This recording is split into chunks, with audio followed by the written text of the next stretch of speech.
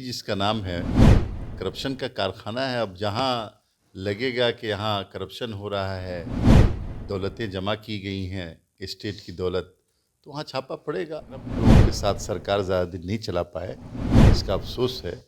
और मुझे लगता है कि जनता दल यूनाइटेड और हमारे नेता कभी ऐसे लोगों के साथ जाना पसंद नहीं करेंगे। नीतीश कुमार जी थे जिन्होंने सबको जमा कर लिया, एक जगह बैठा लिया। चूँकि नीतीश कुमार त्याग और तपस्या का नाम है, उन्होंने बैठा लिया। उनके हटते ही इंडिया गठबंधन, इंडिया ब्लॉक बिखर चुका था। जेडीयू एमएलसी खालिद अनवर हमारे साथ हैं। आरजेडी नेता लालू यादव के करीबी हैं। आलोक मेहता के यहाँ सुबह सुबह ईडी की रेड हो रहा है। तो ये तो करप्शन का कारखाना है। आरजेडी जिसका नाम है, करप्शन का कारखाना है। अब जहाँ लगेगा कि यहाँ करप्शन हो रहा है, दौलतें जमा की गई हैं, स्टेट की दौलत, तो वहाँ छापा पड़ेगा।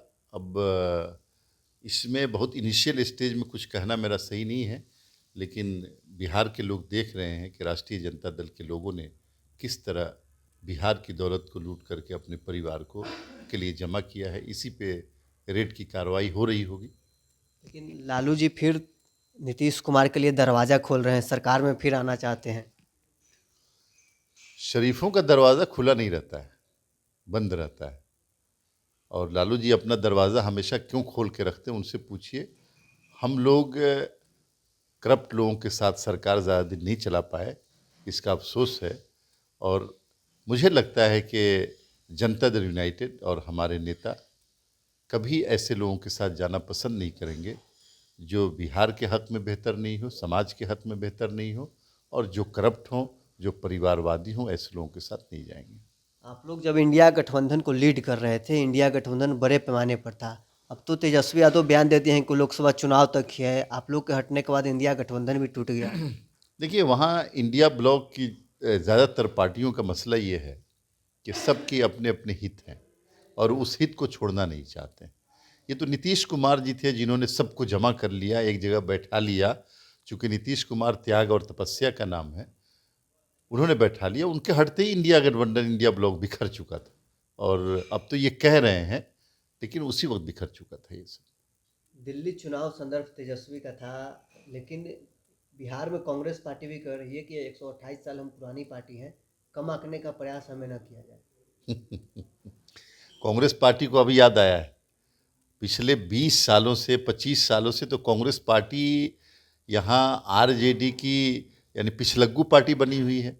अब कैसे है? ये सब कहने की बातें हैं। आप देखिएगा, इलेक्शन आएगा और कांग्रेस पार्टी फिर आरजेडी की पिछलग्गू पार्टी बन के रहेगी। तो बिहार में कांग्रेस पिछलग्गू है आरजेडी की। हाँ हाँ, ये तो पूरा बिहार जानता है, पूरा देश जानता है कि आरजेडी के रहमो करम पर लालू जी के रहमो, लालू जी दुत्कारते हैं, भगाते हैं, फिर आते हैं, लालू जी भगाते हैं, फिर आते हैं, लालू जी भगाते हैं, फिर आते हैं। कई बार ऐसा हुआ कि उनके प्रभारियों को लालू जी ने कहा है कहाँ हैं, जाओ जाओ जाओ जाओ जाओ, भगा दिया, फिर आए।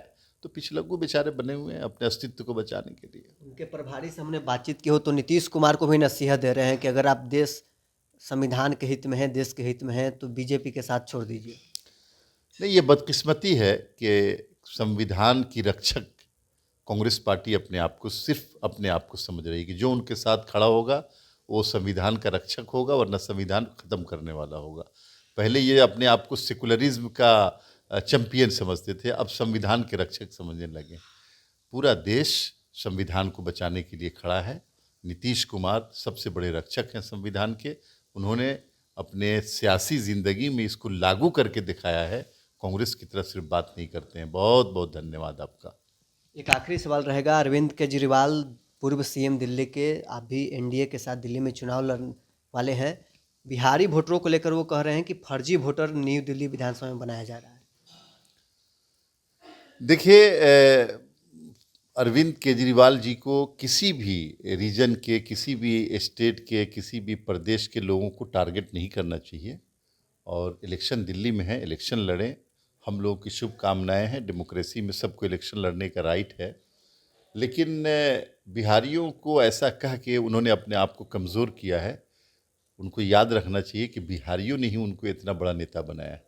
आज उनकी कैबिनेट में, उनकी पार्टी में बड़े बड़े पदों पे बिहारी बैठे हुए हैं।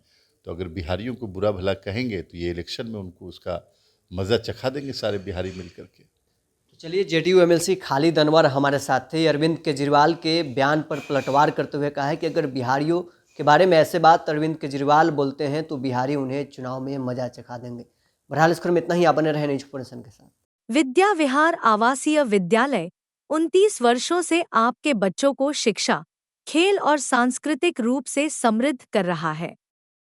बिहार के पूर्णिया में स्थित हमारा 40 एकड़ का हरा भरा परिसर और 27 एकड़ का खेल मैदान एक ऐसा वातावरण प्रदान करता है जहां विद्यार्थी न केवल पढ़ाई में बल्कि हर क्षेत्र में आगे बढ़ते हैं। सत्र 2025 से 26 के लिए कक्षा 4 से 8 एवं 11 में नामांकन के लिए संपर्क करें 8448448720। Website www.vvrs.org।